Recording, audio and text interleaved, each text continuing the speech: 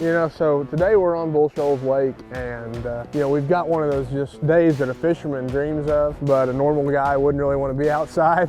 You know, it's super windy, so we're just going to really fish the conditions today. You know, right now we're kind of, you can tell we're kind of on a really gravelly bank around the point, but right up here it makes a really, really nice transition. So that's kind of going to be the stuff that we're going to be really trying to target today. We're going to fish a little bit of flat stuff, a little bit of deep stuff, and just kind of let the fish tell us what they're on.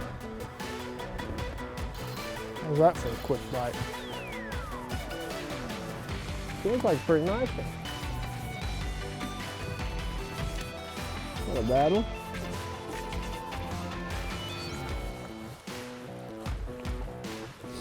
Big old spotted bass. Look at the belly on that Kentucky. Look how fat that thing is. Man, those hooks got that sucker. Got him good. Kind of got me too. Little DT action. A big old pretty spotted bass.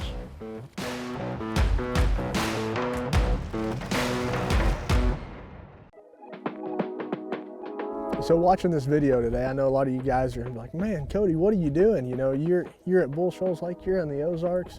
Why are you not throwing a wigglewort? One of the reasons that I'll pick the DT over the wigglewort, you know, is based on the water temperature. The colder the water, the more I'm going to lean towards the DT because it's got a tighter, softer wobble. The wigglewort, when it's down there, it goes crazy. It hunts and it runs all over the place, and that's great. But I like that in a little bit warmer water conditions. You know, I'm going to throw a wigglewort usually until the water's about 50, and then when it gets below 50 is whenever I like to go ahead and pick up the DTs and you know, pick up something that's got a little bit tighter wobble. Depending on the depth, I'm going to mix it up between a DT8 and a DT10. You can tell both these baits are, you know, in a real natural color. This one's a crawl color. This one's kind of a mix of a crawl and a shad color. But the wobble of them reminds me of a flat side. It's a really, really, really tight wobble, and it seems to me like I'm able to get a lot of bites on these baits. First bite of the day, you know, really nice Kentucky. He was on just what we were talking about. You know, he's on a little transition just like this, but this one's a real ledgy transition, pretty steep bank. You know, I would say he was 10 to 12 feet up here. You know, eating crawdads. That's what we're trying to imitate when we're cranking the bank like this. You know, the water conditions that we've got, super clean water. You know, a really pretty crankbait is really important whenever you've got, you know, super clear water like we do on these Highland reservoirs. Whenever you're cranking the bank like this, it's all about covering water and just hitting as many really good high percentage spots as you can. You know, right now we're coming off the end of this bluff, and we're going to bounce straight across to where the channel swings and hit the next one. We're going to start on the flat part and fish right onto the bluff and see if we can catch another one.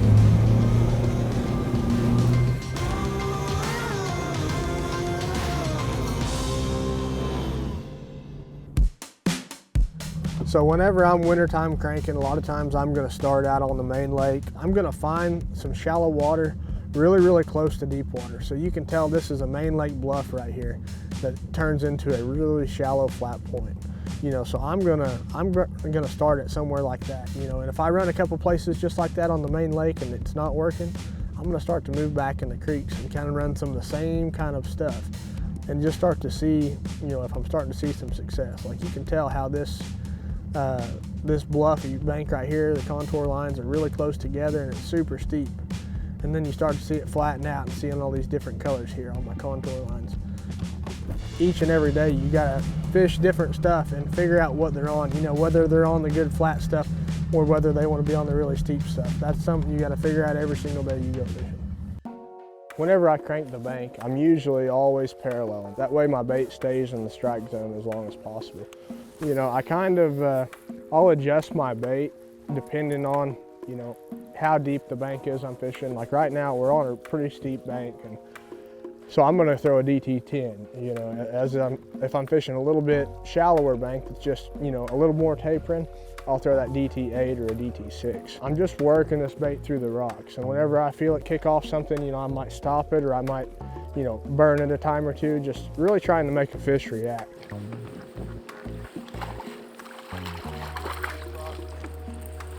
That's exactly what you want to see, exactly how you want it to happen.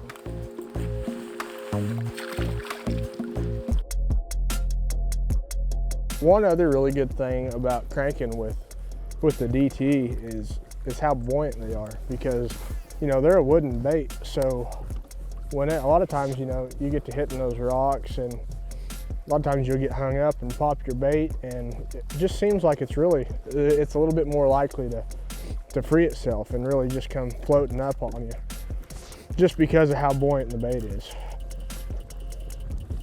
Well, that thing is gone. Little dude got in the face full of DT8.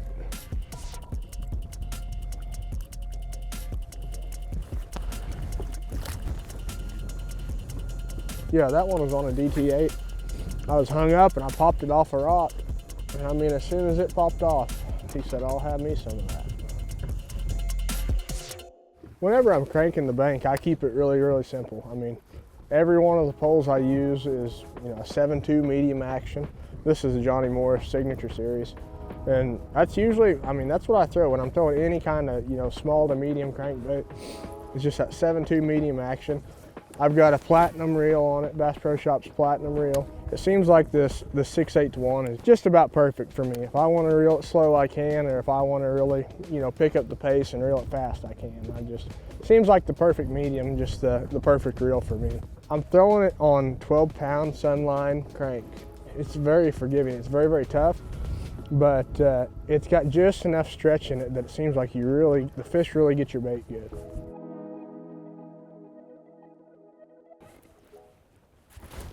There's one. He was right on the point.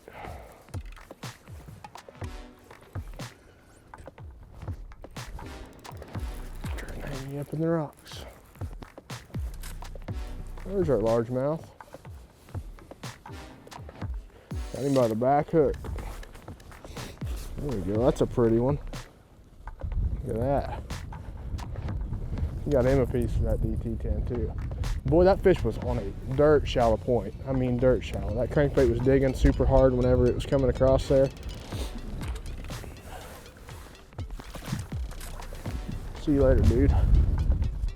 Awesome. Let's do that again and again and again and again. That's fun, man. A lot of the DT series, you know, I feel like a lot of people use them as kind of offshore crankbaits, you know, especially in cold water situations. A DT can be your friend because they're not a flat side, but they're close. You know, they've got a really tight wobble, and man, they get the bites.